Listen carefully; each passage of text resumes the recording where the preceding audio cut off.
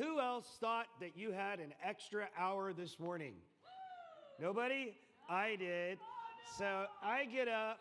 Yeah, I get up and I go in and I make coffee. I grind it the night before so that it doesn't drive Amber nuts. Of course, she's been sleeping upstairs because, as you can tell, I have the plague. I don't think I'm contagious or anything. I think it's allergies, but don't get mad if I don't shake you. If I shake your hand, no, I don't like you. Okay, good. So, but anyway, so I make coffee and there's a clock right there, right? You know, like Alexa dies at night, you know, she goes to sleep, but there's a clock. It's you know, a clock like on a microwave that apparently is not smart. So I was in there doing some stuff and I came back out. I was like, man, it's 9/11. Like I got all kinds of time. I'm gonna get a cup of coffee and sit on the porch, and then all of a sudden, my phone makes this noise, and I look down, and it's like 10:15, and I'm like, I am the guy. All right, so I wonder how many people are doing what I did. I know phones update and everything else, but I don't know about you. My phone spends a lot of time on silent because it's just annoying. Anybody else? Yeah. You know, we've been doing this series. Really, the subtitle is kind of like "Do What's in Front of You," but we've just been asking the question: what do you do when? It's what do you do when? It started out with these big overriding principles. What do you do when you don't know what to do? And then we just kind of boiled it down and said, okay, but what in specific situations? What do you do when it seems like the dream God gave you gets derailed? What do you do? Right? What do you do when there's too much to do? What do you do when you want to do the impossible? And then today we're just going to kind of round it out. You kind of see how it's building, and it's just God that was doing that. It's just, what do you do when the dream seems too big? Now, this is different than when you have too much to do. This is when you stand and go, what? So one of my favorite moments ever on a mission field was in Managua, Nicaragua. And I was up on the side of a high mountain down overlooking the city at a mission base camp that had a school, Christian school in it for missionaries, English-speaking people, this and that. And the professor was teaching on Martin Luther King, a personal hero. Martin Luther King. So, needless to say, there's no windows, right? Because it's the breeze blowing through the mountains. You're just on the side of a mountain. So I'm sitting outside. And he's teaching on Martin Luther King, and he's teaching on the speech that said, where Martin Luther King says, I have a dream, right? It's a great speech, and you should listen to it. It's incredible.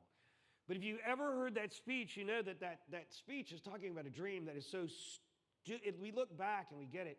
But in that moment, that dream seemed absolutely impossible. In fact, some argue that maybe if he hadn't had his life taken, the dream might not have never come true.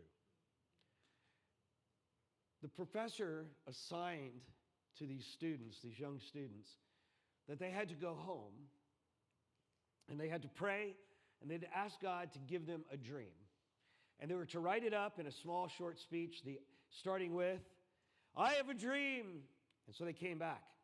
They came back a couple days later, and we're sitting there, and the professor has them stand in their chair. You know, these little school desks. They have to stand in their chair, and they're holding their paper. And these little students are like, I have a dream. And they're going. And I thought, man, that resonates with me. I started to ask myself, you know, if I started a speech with, I have a dream, what would it be? Now, if you're like me, I could do that a lot. I'm just a dreamer. I mean, currently working on a new medicine, you know, for colds, because I found that I've mixed like 8 and it worked. So why not just have one? Call it the 8th pill. I don't know. I constantly have dreams. They're silly dreams. Sometimes they're invention dreams, but I have dreams, and I have all of them.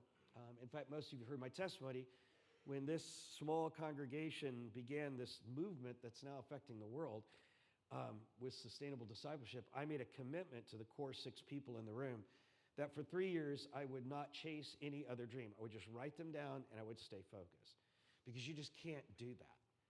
But what I've found along the way, even if you don't consider yourself a dreamer, but if you do, what I've found along the way is that many of my dreams are very short vision and short-lived. Anybody else found that? Like, you know what I mean? They're just short vision, and it's okay sometimes. But When I find myself looking at a dream and it just seems big, giant, and I'm like, what do I do next? Like it's just big. The first thing I have found is that because of that, knowing that some of my dreams are short-lived, that they're actually not God's dreams. Like that he's given me the ability to conjure up these dreams, but they may not align with him. And so what I do when I see something that just feels too big is the first thing I say is it just too big? Like, am I really supposed to be doing this? Like maybe it's going to take somebody else, right? Maybe it is just too big. Or maybe it's not even God's dream, right? Because if he didn't dream it, odds are I'm not going to achieve it.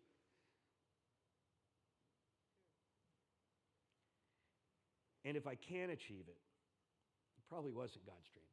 Like if I can do it without him, if I can just, you know what I mean? And I'm not saying exploration's not good and, you know, all those things. We have inquisitive minds and we're innovators and God's given us that stuff. But I'm talking about dreams. You know, if we move to Mars, I still don't know why, because Canada's got a lot of property we can live in. But like if we move to Mars, yay. But then they're going to move to Jupiter, and they're going to forget the people who moved to Mars. Everybody's going to die. Everybody's going to be buried. I'm talking about dreams that matter. I'm talking about dreams that set slaves free. I'm talking about dreams that cause people to have the opportunity to live forever. I'm talking about those kind of dreams with eternal impact. Those kind of dreams are what I call big dreams or God dreams. And I see that as different just versus our dreams. Dreams that are just way too big for human accomplishment, God-sized dream. Dreams that have eternal significance, God-sized dream. Most people don't wake up thinking about having eternal significance. They just live in fear of the moment. They're just paying the bills. And I get that, but that is so limiting. Because he has designed us, created us, engineered us to be achievers, to be people who can live a dream. I watch people, I said this a couple times in this series, and I'm sorry if it fits you because I'm not picking on anybody, but I watch people retire all the time. I watch my parents do this too. They retire and then they die. They don't have a dream. They don't have anything they're chasing. They're not doing anything big. And what they find is that their whole life was these accomplishments on this earth that they did, and that's great, but then it's gone, and everybody's forgotten you after a year. Retire. They've forgotten you. They've gone on. And if you have no purpose, if you have no dream, if you have no vision, when God says, right, people perish. Anyway, those are the kind of God-sized dreams, the ones that are used for the kingdom. You know, that it is in the long scope of God, whether our name's remembered or not, the work did something. You know what I mean? It did something for the kingdom of God and for people. They're not the dreams Solomon talks about. So Solomon, the wisest guy who ever lived, other than Jesus, was God in man, but the wisest soul human who ever lived, he wrote this in Ecclesiastes 1. I'm sure you've heard it, but let it sink in. Meaningless, meaningless, says the teacher, utterly meaningless. Everything is meaningless. We probably felt that way before, right? I have seen all things done under the sun. All of them are meaningless, a chasing of the wind. This is not a guy who's depressed. He's making a statement we all need to hear. All of these accomplishments of men and women, great people, are absolutely meaningless. They will perish. And in the end, when Christ comes back, everything on the planet's getting reborn anyway. Who even knows if we'll have smartphones? Who knows if we'll have time travel? Who knows what we'll have? I have no idea. But anything we created is going to get destroyed or refreshed by the Father. So what is a God-sized dream then? I think a God-sized dream fits Jesus' words. He said this, I am the vine, you are the branch. If you remain in me, and I in you, you will bear much fruit. Apart from me, this is the sinker, you can do nothing. Now, if I just heard that verse, I would have probably, before I was saved, don't freak out, before I was saved, if I heard Jesus say that, I probably would have said, you're a liar. People do stuff all the time without God. We invent things, we do things, we help people, we can clearly do things without you. In fact, we can do some pretty incredible things without you. But the problem is I would have been foolish, because even the brain that I've been given to conjure up and achieve these dreams, the hands I've been given, the strength I've been given, the ability all comes from God. I would just be ignorant and unknowing.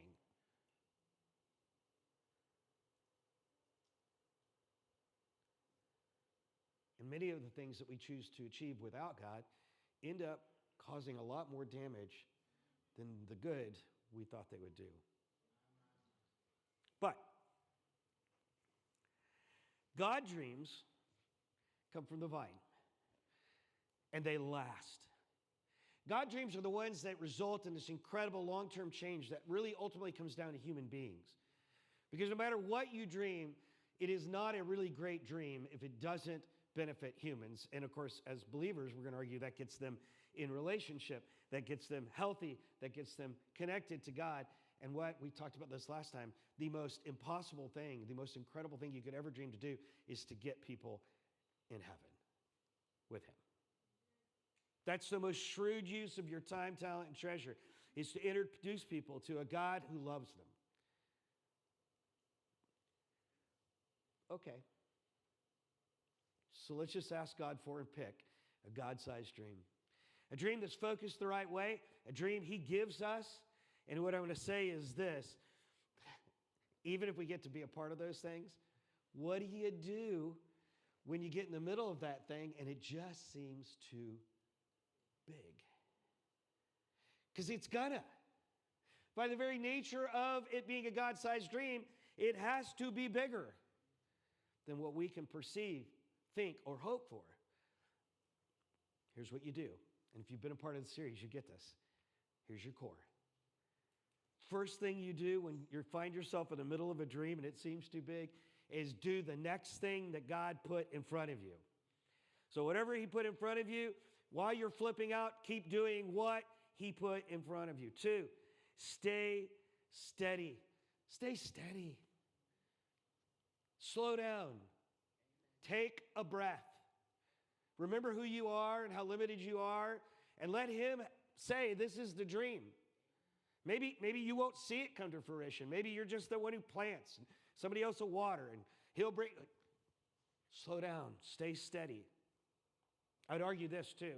If you're in the middle of a big dream, some of you are, check your list. I found that even in the ones that I know are God's that He has me chasing and they seem big. Now, we're not talking about overwhelming, like I have too much to do stuff. We're talking about it's just so big. How could we ever do this? It can be discouraging, is to check my list. To just look at my to-do list and make sure that nothing snuck in. That I'm doing the things God told me to do. So if He didn't tell me to do it, I delete it. If somebody else can do it, I delegate it. I only do the essential. Do the essential. I do the necessary. I do the possible. Let Him handle the impossible. I'd say this from last week. If you're involved in a dream that's big and it just seems so big and you don't really know what to do, it's stay what? Surrendered, shrewd, and steady. Just stay with Him. It is His dream. He has done really incredible stuff so far. He created a world. He parted the waters of seas. He walked on water. He raised the dead. He healed the sick. I mean, stay steady. But I have to tell you this. Practicing all of this, I have had the privilege of being a part of some God-sized dreams. Things that just seem wackadoo. Things that are just so big, so cool, I can never do them. And I get to be a part of them. And you're rolling along, and it's the most incredible thing, but there are going to be moments. Listen, dreamers, and if you're not a dreamer, hey, get a life. If all you're doing is living for whatever is in the property lines of your house, and you're living for the property lines of paying your bills, He designed you to be a part of a body and a movement that reaches the world for Christ. You are part of His redemption plan. It's not just about you. It is. He loves you. He saved you because you're you. He wants to bless you, and he's going to, especially if you follow and apply his truths. But once you're full, the only next place to go is to give. Is to become part of that dream, one of those incredible dreams. And by the way, it's not all spiritual going to ministry. He might have you dream up a cure for cancer that's so ridiculous and only blessed by God that he gets the glory. I have no idea. But I'll tell you this, from being inside the dream, and I live inside a dream. I live inside a dream here, the dream of Keela's house, the dream of Academy Kids Daycare, the dream of sustainable discipleship, the dream of, the churches in Mexico and Guatemala and the other ones that are now lining up. This, can I tell you something? If you get inside one of these cool dreams, even if you're steady and strong and stable and shrewd and all the things we've learned so far, there are going to be moments where you go, what? No way, God. You want us to reach who? I don't speak Mongolian.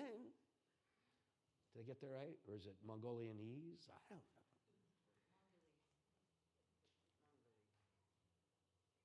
So what do you do in those moments? What do you do when you're just in that moment? Here's what I would say this. First, relax. When the dream seems too big, you're probably in a good place. Because if you could see the end of the dream and you can conceive of how to get to the dream, probably not a God-sized dream. Just think of Abraham. Just at Abraham. He's nobody special. He's just a guy. God comes to him one day and he says, hey, Abraham, I have chosen you. What? Yes, I have chosen you. We look back and we're like, oh, this all makes sense. Okay, follow me. I've chosen you to be the father of a nation.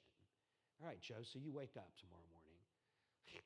The angel of the Lord is at the foot of the bed, okay? Right after you take your heart pill.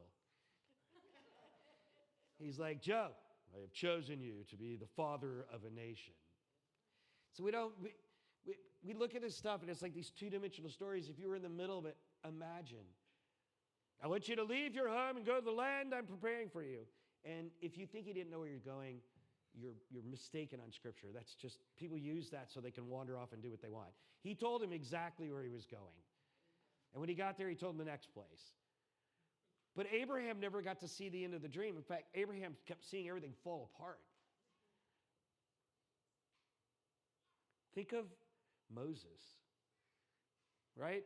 Born in a trying time, raised by Pharaoh's nursemaids, sister, daughter, mother, whatever's nursemaids.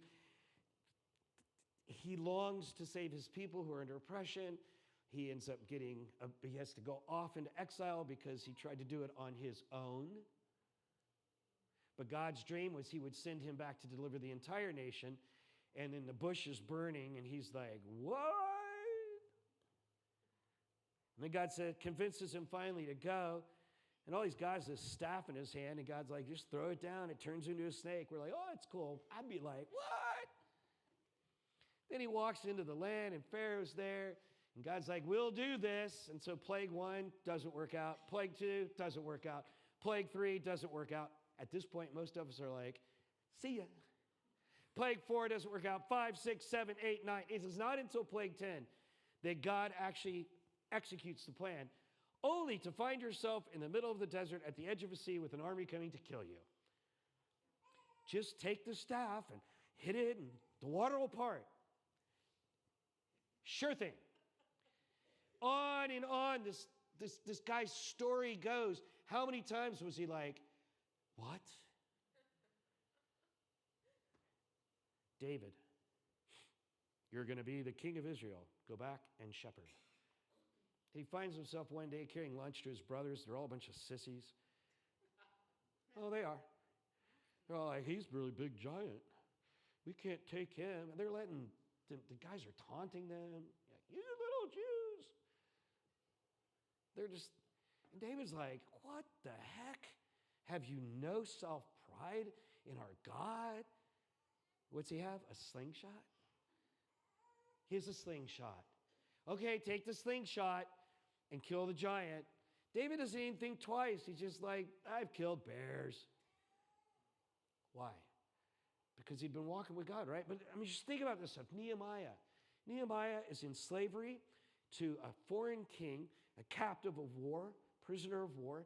He is the cupbearer to the king. Sounds like a great job, right? No, it's tasting the stuff for poison. It's a death sentence every day. You can't say anything to king. You don't do anything. That's it. King comes to him one day and he says, hey, Andrew, you look pretty freaking sad. What's up? And Andrew's like, do I tell him the truth? The truth is that my people are dying. The remnant is passing away. The temple is gone, or God is no longer revered. Do you realize what he was saying? He was looking at the person who kept his people in captivity, but yet God is so much bigger that he ends up leaving with more materials and more money and more power than he could have ever done to go rebuild the city and to have a secular king stand up for God.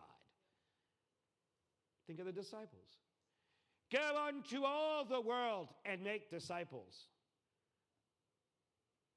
They didn't have cars. They didn't even have cars. There was no airplanes. There were like 12 of them.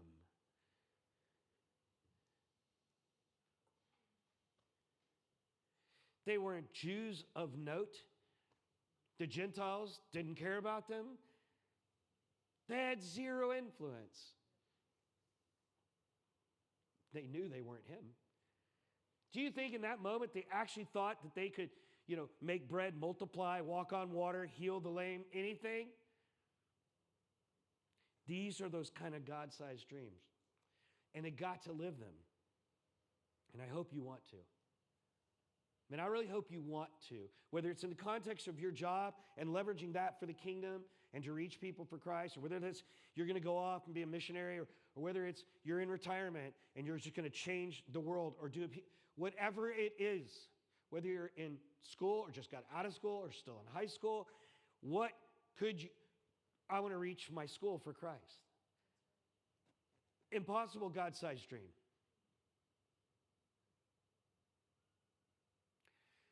In all those stories we just told, there seems to be a pattern for people who hook up to the vine and bear fruit in incredible ways when they're in the middle of the dream. And here's the pattern.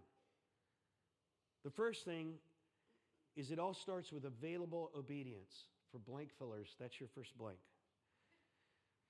It all starts with available obedience. In other words, I am not obeying so I can do something great.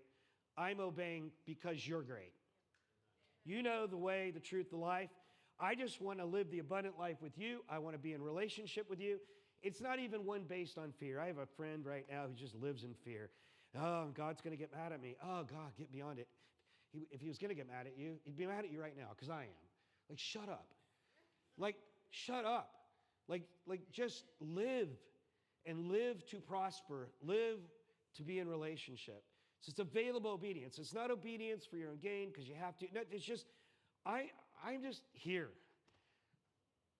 But the only way you can say I'm available to him is you are obedient. And that just means applying his truths. Don't murder, don't kill, be benevolent, tithe, whatever it is. You know what I mean? Take care of your kids. Don't sleep with your neighbor's wife. This stuff is very basic, right? Or husband. It's very basic. No one. Just sleep with the person you're with. That's it. Got it? Right. So available obedience, what you'll find, there's this verse in the Old Testament that says, God's eyes search to and fro over the whole earth. He's watching. See, that's fear. No. He is searching to and fro, looking for anyone whose heart is turned to him first and foremost. Not to earthly pleasures, not to earthly desires, not to cheesecake.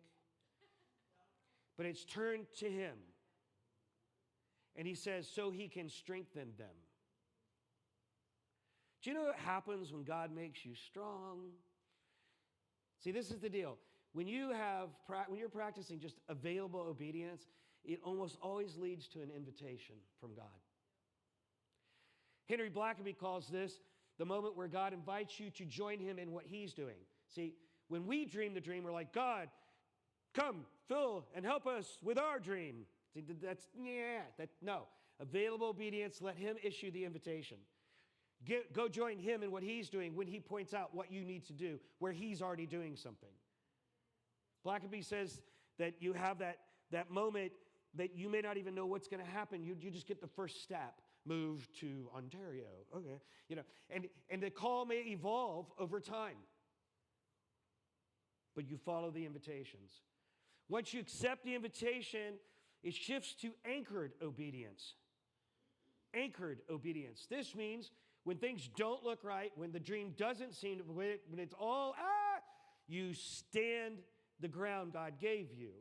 You don't have to fight the enemy and beat him. God already beat him. You just stand the ground. God said, do, I do. Until God says, don't do, I do. Until he says, do that, I'm staying right here. We heard that in Elizabeth Elliot's story, right? You just do. Anchored obedience.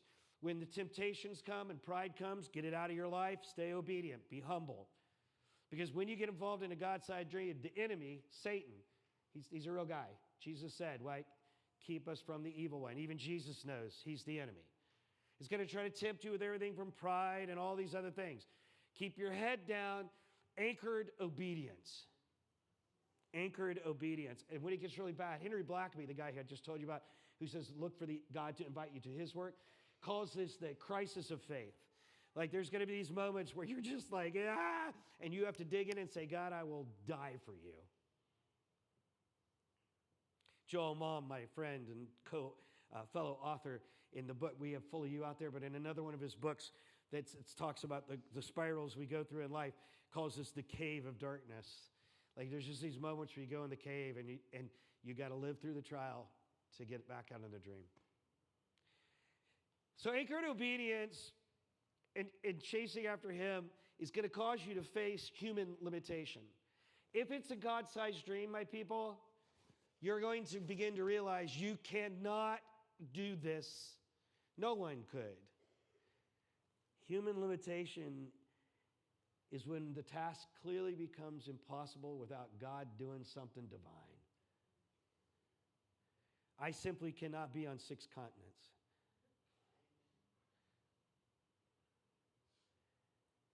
And that's the last one. In the pattern, it seems that available obedience and the invitation, and then you anchor obedience, and then you hit human limitation, and then you see in every one of these stories that we just talked about, divine multiplication. This is when God accomplishes what people cannot. This is when people walk on water. This is when 5 loaves and 5 fish feed 5,000. This is when the lame walk, the blind see. When nations rise and nations fall and temples get built. This is the moment when slaves are set free and people see the visible glory of God. That's divine multiplication. That's what no one else can do. That's the kind of dream I want to be a part of.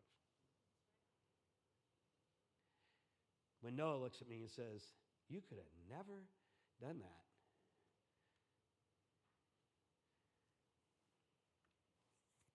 So what do? When the dream seems too big? First thing is just accept the human limitation of it all. It should seem too big. It should seem too big. It didn't matter. Like I was thinking about Keith and Faye and their daughter who's just been trapped for years in all kinds of addiction stuff. And we've all prayed and we love them and everything. And then in the most unexpected way that had nothing to do with them except their anchored obedience and prayer and with all their human limitation, somehow he got them in a rehab program on the other side of the country with a church that's one of the churches that started the Jesus movement to get baptized in the ocean. You can't see that stuff coming. What do? Just accept human limitation and accept this. God's the only one who can do divine multiplication. He's the only one who can do that. This is what I would say. This is kind of my thing. I want to be one of those heroes who can't wait to get to the end of his rope. Because the end of the rope is where God gets the glory. See, that'll change it when you're like, oh, it's all too big. No. You're almost there. You got to go a little further. So the end of the rope, when you're not, it's too big, and you're like, okay, whatever. The key to it all is wanting to do something that God wants done, but knowing you can never do it. You can only do what's necessary and possible so that He can then use you and others to do impossible things.